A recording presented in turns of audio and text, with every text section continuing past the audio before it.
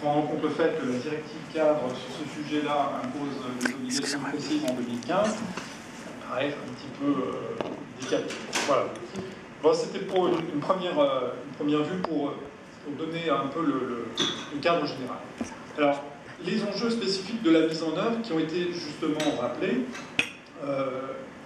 par rapport aux problématiques droit de l'environnement, mais pour une bonne partie aussi du droit de l'Union européenne, on a affaire à des directives, et quand on a affaire à des directives, ça veut dire, qu'on a un problème éventuellement de transposition dans les délais. Ça a été rappelé, ça doit être la première priorité, évidemment, puisque s'il n'y aurait pas de transposition dans les délais, évidemment, on est déjà dans un premier niveau basique qui n'est pas rempli.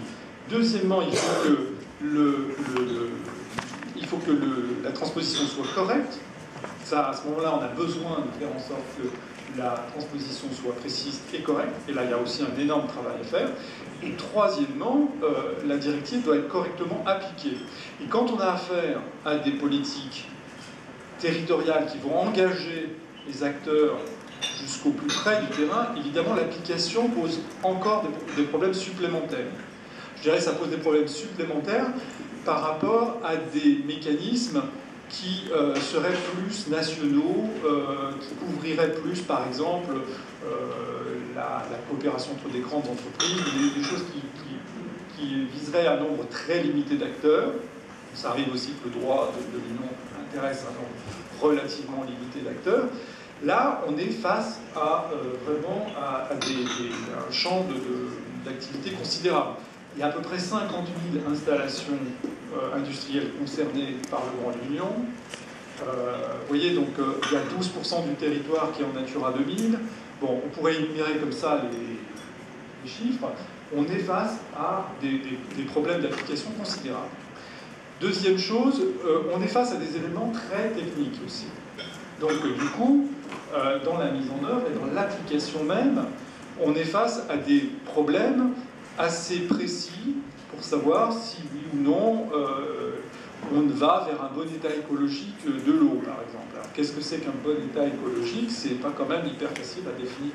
C'est probablement pas très facile de dire ce que c'est qu'un déficit excessif au niveau d'un État membre, mais c'est pas non plus très facile de dire ce que c'est qu'un bon état écologique. La question de biodiversité, c'est aussi assez complexe parce qu'en définitive, on part du vivant, donc il faut avoir des évaluations du nombre d'espèces, on a assez peu d'informations, on est face à des problèmes extrêmement compliqués.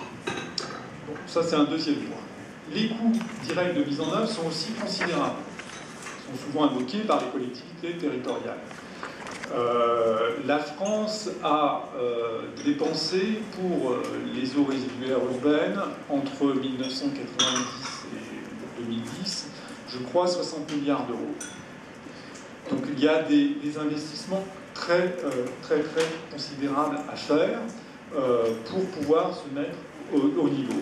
Et c'est pas simplement dans les eaux résiduaires urbaines, mais quand on pense par exemple aux problématiques qualité de l'air, à la fois, il y a des problèmes d'investissement considérables sur les différentes installations industrielles, mais il y a aussi des problèmes extrêmement complexes par exemple, de régulation du trafic dans des périodes où la qualité de l'air est mauvaise, avec des impacts sur la vie des gens qui ne sont pas faciles à mettre en place. Donc des coûts très importants.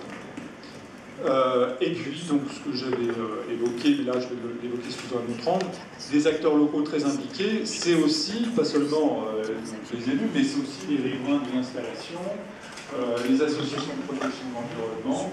Bon, il est rare qu'un projet suscite un enthousiasme généralisé et pas d'opposition à la mise en œuvre, par exemple, d'un incinérateur à tel endroit ou de telle infrastructure.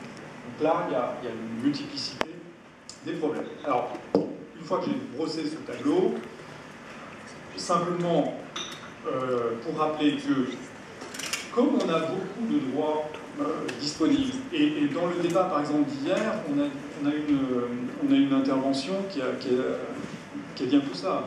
Il dit on a beaucoup de textes, si on appliquait déjà ce qu'on a à disposition en matière de régulation financière, on aurait déjà des progrès considérables. Et effectivement, c'est un des enjeux majeurs pour tout le monde, aussi bien au niveau national qu'au niveau européen. Mais la communication de 2007, comme ça a été rappelé, a bien focalisé la priorité et l'attention de la Commission sur le fait qu'il fallait effectivement avancer sur la mise en œuvre. Quand on voit effectivement l'ensemble des domaines couverts par le droit de l'Union, on se dit qu'effectivement, il vaut mieux essayer de mettre en œuvre ce qu'on a déjà, plutôt que d'espérer que par une nouvelle couche de législation, on obtienne de meilleurs résultats. Alors, une fois qu'on a eu fait on a eu cette communication de 2007 qui couvre l'ensemble du secteur de la Commission, pour toutes les infractions, toutes les DG, on a en 2008 fait à la DG Environnement une déclinaison un peu plus spécifique pour le droit de l'environnement, parce que comme ça a été rappelé, on a un portefeuille très très important d'infractions, mais aussi de plaintes. On reçoit énormément de plaintes. Et le Parlement aussi reçoit énormément de plaintes via le comité des pétitions sur les questions d'environnement.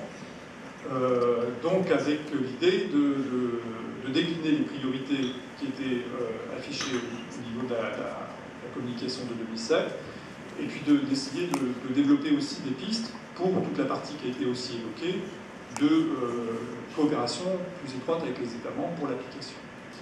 Et la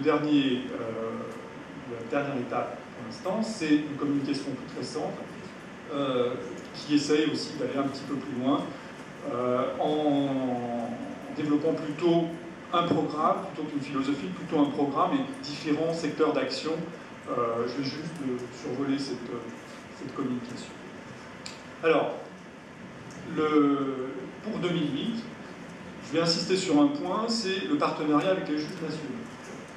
Alors, la Commission s'est pas rendue compte à ce moment-là de la situation, mais enfin, elle est consciente du fait que énormément de choses que nous, on reçoit, doivent être plutôt traitées au niveau national. C'est-à-dire que s'il y a un problème d'application très concret à un moment donné sur, par exemple, la qualité d'une étude d'incidence de Natura 2000 par rapport à un site, ce n'est pas par une procédure d'infraction devant la Cour de justice qu'on doit régler ce type de problème-là, mais c'est plutôt du fait qu'on dispose d'un accès au juge national et que le juge national applique le droit de l'Union. Parce que le juge, on a quand même un dispositif assez particulier dans l'Union, c'est que le juge national est juge européen. Donc, de ce point de vue-là, c'est une voie absolument indispensable et c'est normalement la voie, je dirais, principale et essentielle pour faire en sorte que l'application du droit se fasse de façon correcte. Alors, pour ça, on a eu la chance d'avoir un écho très favorable en 2008 sous présidence française de la part du Conseil d'État français sur ce sujet-là. On a organisé une première conférence en 2008 et à partir de 2008, on a mis en place ce programme de coopération qui consiste à développer des séminaires de formation thématiques qui sont organisés avec les centres de formation des magistrats des États membres. Alors on a développé des séminaires droit de la nature, droit des déchets, études d'impact, eau, principes généraux maintenant du droit de l'environnement, droit pénal de l'environnement. On développera d'autres séminaires. On a fait depuis 2008 une vingtaine de séminaires dans, je dirais, une quinzaine d'États membres, parce que ce n'est pas des séminaires qui se passent à Bruxelles, mais c'est des séminaires qui se passent dans les centres de formation des magistrats, avec les centres